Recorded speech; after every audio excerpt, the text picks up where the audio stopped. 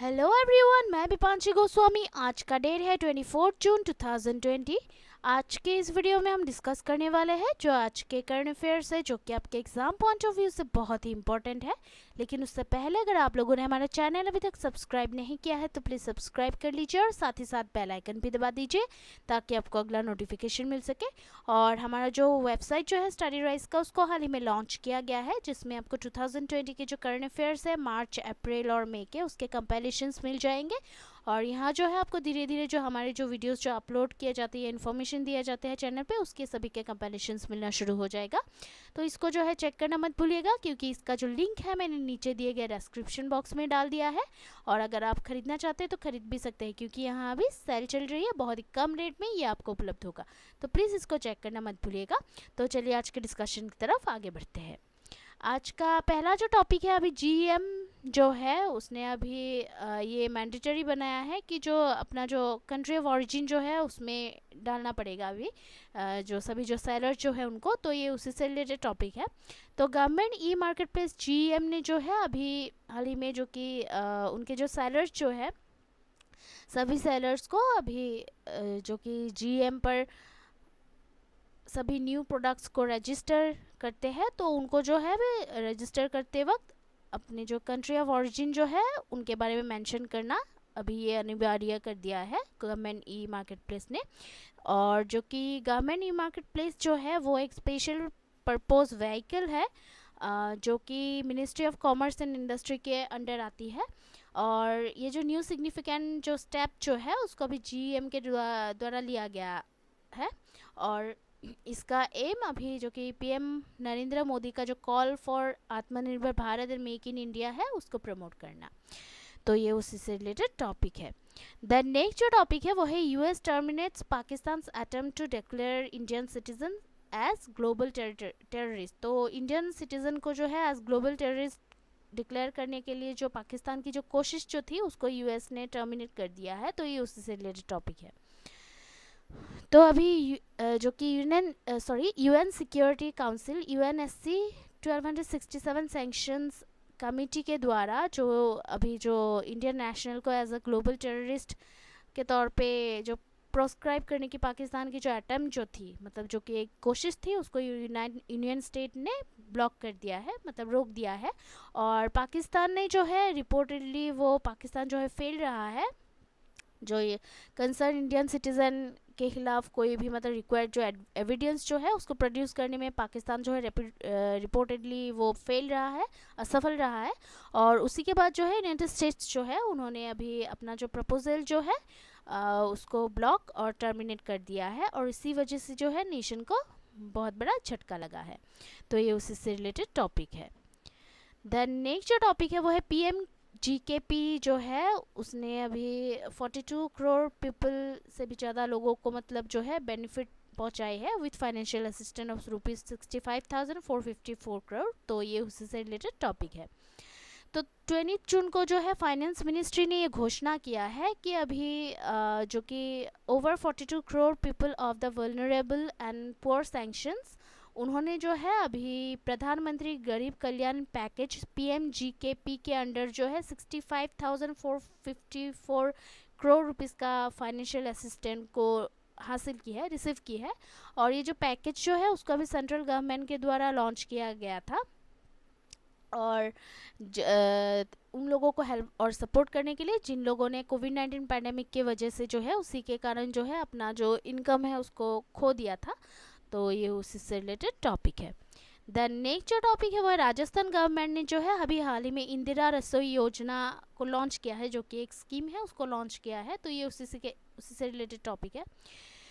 तो 22 जून 2020 को राजस्थान की जो चीफ मिनिस्टर है अशोक गहलोत, उन्होंने अभी एक जो स्कीम जो है इंदिरा रसोई योजना, इंदिरा किचन स्कीम, उसको जो कि सोसाइटी में, समाज में जो इकोनॉमिकली वीकर सेक्शंस हैं उनको प्योर और न्यूट्रिशियस फूड प्रोवाइड करने के लिए इस स्कीम को लॉन्च किया है, उसके बारे में घोषणा किया है। और स्कीम के अंडर जो है अभी फूड जो है वो अभी एट अ कंसेशनल रेट दिन में 2 बार इनको ये अवेलेबल होगी, उपलब्ध होगा to make sure no one sleeps hungry in state, और ये इसलिए किया जाएगा, ये मेक श्योर करने के लिए किया जाएगा कोई भी मतलब राज्य में जो है कोई भी भूखा ना सोए, तो इसके लिए किया गया है। तो ये उसी से रिलेटेड टॉपिक है। द नेक्स्ट जो टॉपिक है वो है US Russia talks on nuclear डिसआर्मामेंट treaty, जो है वो अभी चाइना के बिना ही शुरू किया गया है इसको, तो ये उसी से रिलेटेड टॉपिक है।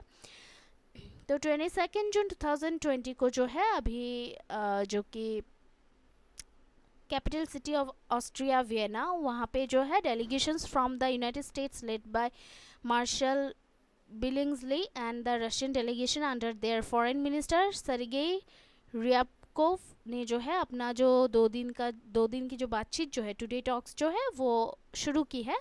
और ये जो टॉक्स जो है अभी मतलब जो कि न्यूक्लियर डिसआर्मामेंट ट्रीटी को एक्सटेंड करने के लिए जो टॉक्स जो है, जो बातचीत जो है over the last few months, ये डाउट में है।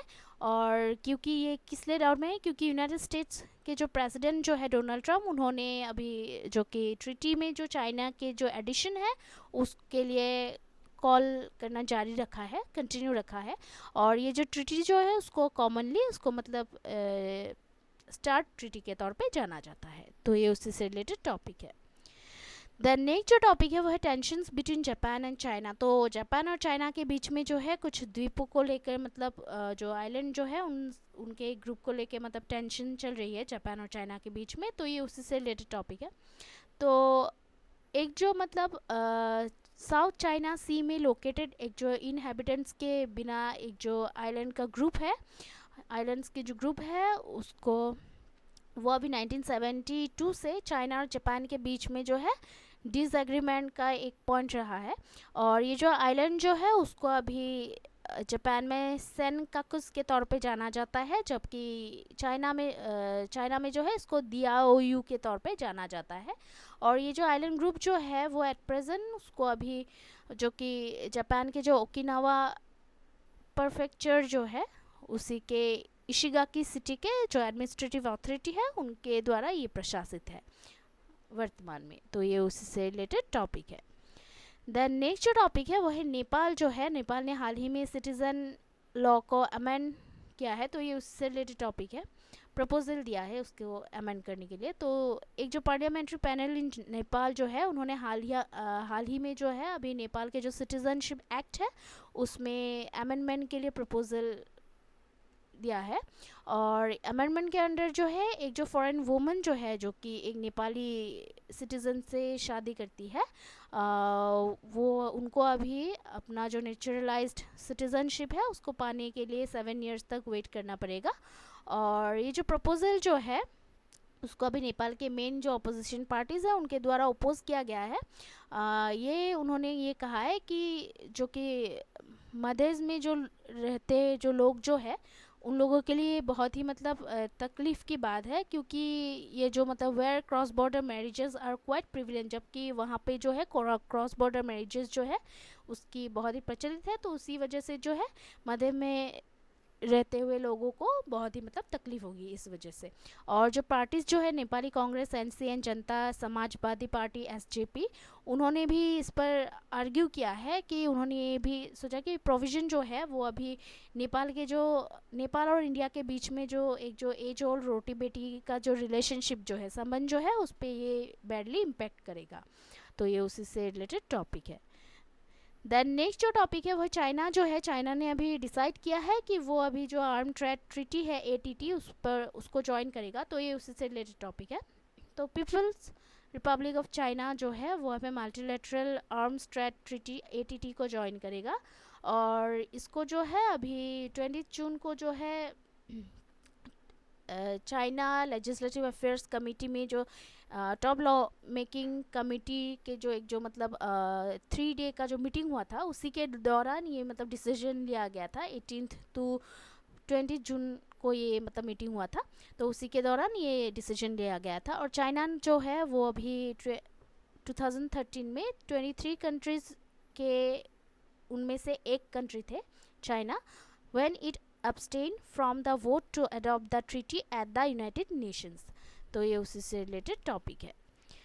देन नेक्स्ट जो टॉपिक है वो वर्ल्ड एथलेटिक्स को जो उनको जो है अभी लॉरेन बॉक्यूलेट को as new head of global development के तौर पे उनको अपॉइंट किया गया है।